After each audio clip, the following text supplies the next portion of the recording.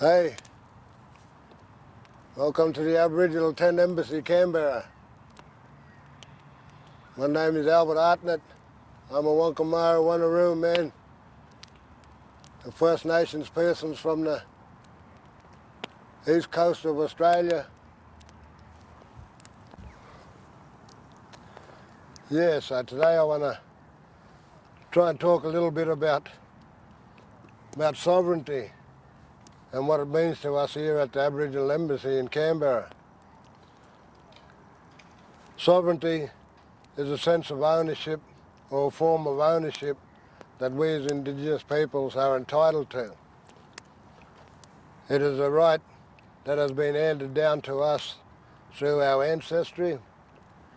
It's an inherent right that we have never ceded, that we have never given up. Sovereignty gives us a sense of ownership over our languages.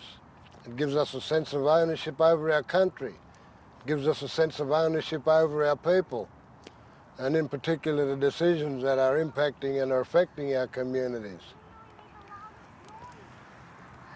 Our fight here in Australia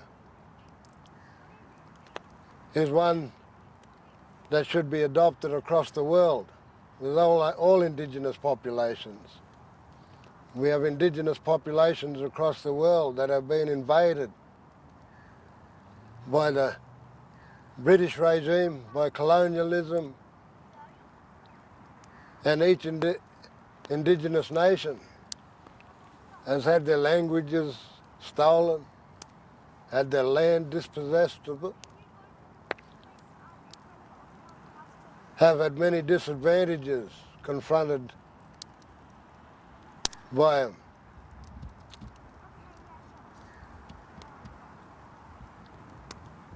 What gives these people the right to be able to determine who speaks their languages and who don't? Who gives them the right to enforce an alien language onto an Indigenous population? I think the world Indigenous population needs to establish themselves as a global network to expose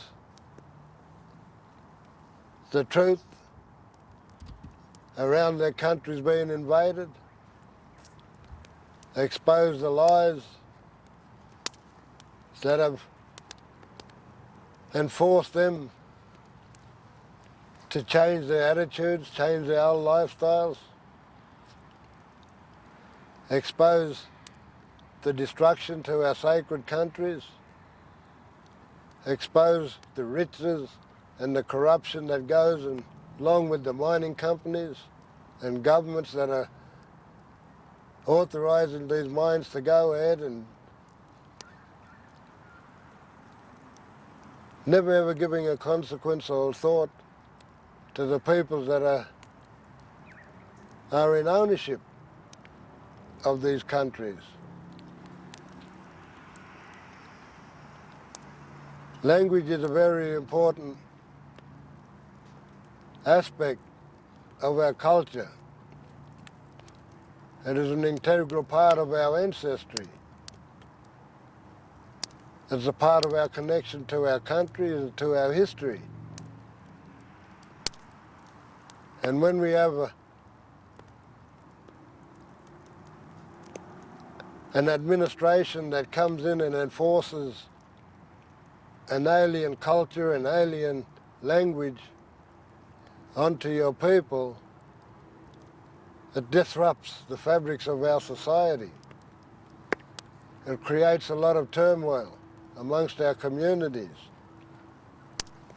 because our language is the only language that we understand. So sovereignty is something that we all need to look at in terms of our individual selves as well. I think we need to have a look at ourselves in terms of what our contributions are in this society. Too many times we've been repetitive in advocating for change, advocating for government to do things and change things that we have no control over. And I think from now we must have learnt that these guys ain't going to give us anything. We have to be united in solidarity. We have to be strong in enforcing our rights as Indigenous peoples in this country to be able to make decisions around what's happening with our land, with our country, with our culture, with our languages, with our dance, with our songs, with our ceremony. And we should be the ones to be able to determine whether or not we revive those and whether or not we share those.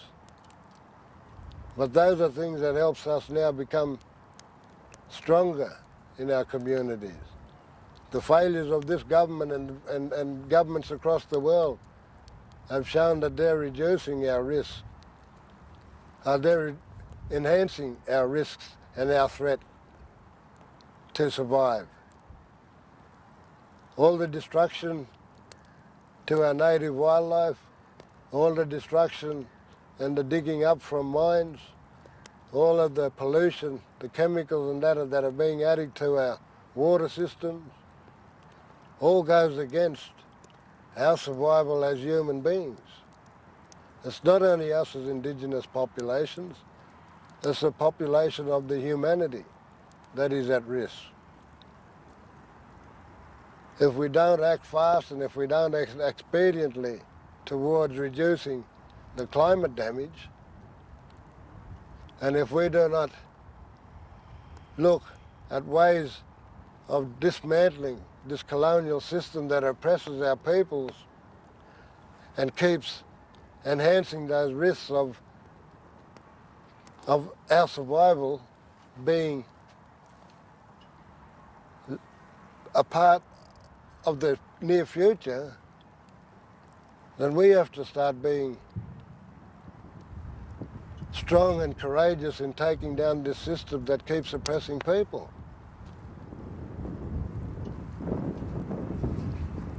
Exposing this British administration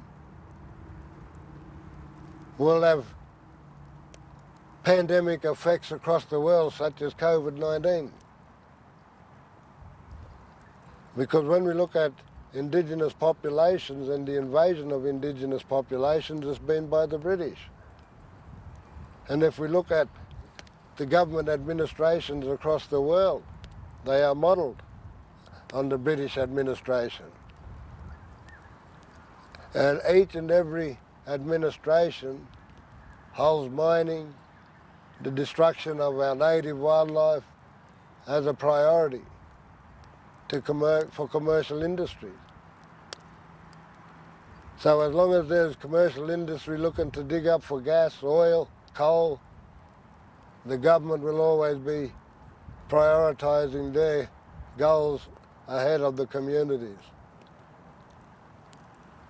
So we have to start to wake up. We have to start to look at ways that we can start to take down this system, and we have to look at ways that we can start afresh. And we have to do it soon, because we got the owl of humanity now being placed at risk of being extinct. The Earth's atmosphere will not be able to cater to the needs of humanity if we keep continuing on with the destruction to native lands, all for the favour of making $1. Are we that silly that we prioritise money ahead of our own community values? Because if we are, then we are placing the risk of our children, we are placing them at risk of not having a future. And that will be the most detrimental aspect of growing up in the next 50 years if we don't cut greenhouse emissions, don't stop the mining industries, don't stop the logging industries, and we don't stop the corruption and the mismanagement of our waterways, then humanity is in for a hard time and we will be facing extinction soon.